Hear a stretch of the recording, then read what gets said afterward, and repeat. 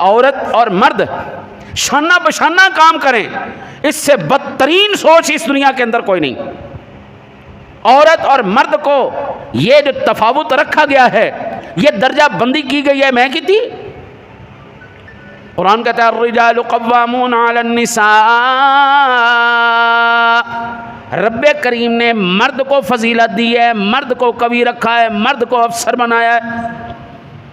او بابا یہ مقام تو اللہ نے دیا، ہر مقام پر اللہ نے رہنمائی کی۔ یوصیکم اللہ فی اولادکم للذکر مثل حظ الانثیین، عورت کو کتنا دیا جائے گا، مرد کو کتنا دیا جائے گا۔ یہ تقسیم میں نے تو نہیں کی نا، یہ اللہ رسول کی تقسیم ہے نا۔ جو اللہ رسول کی تقسیم پر راضی رہے اس کو کہتے ہیں مرد۔ ساڈے بابا جی کہندے سے بندے ٹر گئی رہ گئی ہیں سلواراں۔ میں حیران ہو کے پوچھتا سا حضور یہ کس طرح ہو سکتا ہے؟